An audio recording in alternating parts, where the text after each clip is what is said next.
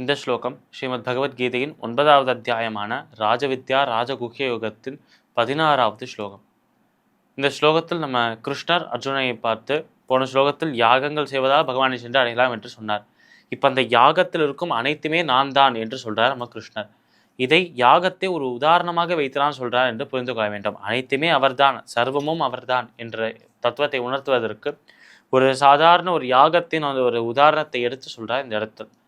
அப்படி சொல்லும்போது அர்ஜுனா ஒன்றை நன்றாக புரிந்து கொள்.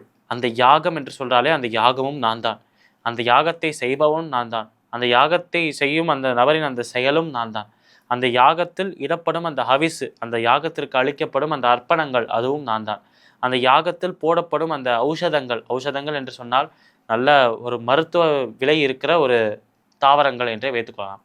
இந்த தாவரங்கள் துளசி போன்ற தாவரங்கள், அதை சாப்பிட்டால் அதுக்கு ஒரு மருந்தாக அது வேலை செய்யும் என்று சொல்கிறான்.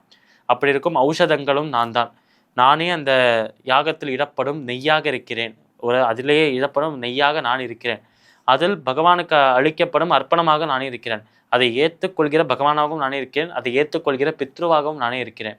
இப்படி அனைத்துமாக இருக்கும் நான் அந்த யாகத்தின் இடத்தில் முழுமையாக நிறைந்திருக்கிறேன் என்று அழகாக சொல்றார் கிருஷ்ணன். இதை இப்படி சொல்வதற்கான காரணம் என்ன? ஒரு யாகத்தை சொல்லி இது எல்லாமே அவர்தான் என்று சொல்வதற்கு, முற்றிலும் அவர்தான் என்று சொல்வதற்கும் என்ன வித்தியாசம்? இரண்டுத்துல ஏதோ ஒன்று சொல்லிட்டு போகலாமே என்றால், அனைத்துமே அவர்தான் என்ற அந்த ஒரு விஷயத்தை, அந்த ஒரு தத்துவத்தை உணர்த்துவதற்காக இந்த ஒரு யாகம் என்கிற அந்த உதாரணத்தை எடுத்து நம்ம கிருஷ்ண அர்ஜுனையை பார்த்து சொல்றார். இந்த யாகத்தை எடுத்துக்கொண்டு யாகத்தில் தேவைப்படும் அனைத்து விஷயங்களும், யாகத்தில் இடப்படும் ஹவிசு, அதில் இடப்படும் அந்த நெய்யானது, அதை ஏற்றுக்கொள்கிற இறைவன், இப்படி அனைத்துமே அவர்தான் என்று சொல்லும்போது சர்வமும் அவர்தான் என்கிற தத்துவத்தை உணர்த்துவதற்காக ஒரு யாகத்தை ஒரு சின்ன உதாரணமாக எடுத்துட்டு சொல்றார் என்றே நம்ம புரிந்து கொள்ளலாம். இப்படியாக அந்த ஒரு யாகத்தை எடுத்துக்கொண்டு அனைத்துமே அவர்தான் என்று உணர்த்துறார் நம்ம கிருஷ்ணர். இதுலேருந்து நமக்கு அது ஒரு முக்கியமான தத்துவம் புரியாது. அந்த யாகமும் அவர்தான், யாகத்தை செய்பவரும் அவர்தான், யாகத்தின் அந்த செயலும் அவர்தான், அந்த யாகத்திலேயும் வரும் பலனும் அவர்தான், யாகத்தில் ஈடுபடும் விஷயங்களும் அவர்தான், அதை ஏற்றுக்கொள்கிறவும் அவர்தான். ஒரு யாகத்தை அந்த யாகத்தின் உதாரணத்தை எடுத்துக்கொண்டால் அனைத்துமே அவர்தான் என்று பார்க்கிறோமே. அப்போ அந்த யாகத்தை நாம் செய்தால் நாம் ஏன் அதை நான் செய்கிறேன் என்று ஒத்துக்கொள்ள வேண்டும்? எதற்கு நாம் கர்த்தா, நான் தான் செய்பவன் என்று அந்த ஒரு அகங்காரம் ஏன் வர வேண்டும்? அனைத்துமே அவர்தான் செய்கிறார் என்றால் அந்த அகங்காரம் முற்றிலுமாக அகன்று போயிடும். அதனால்தான் இதை ஒரு ஞானத்தின் சுரூபமாக, ஞான தத்துவத்தின் சுரூபமாக நமக்கு தரார் நம்மளோட கிருஷ்ணன்.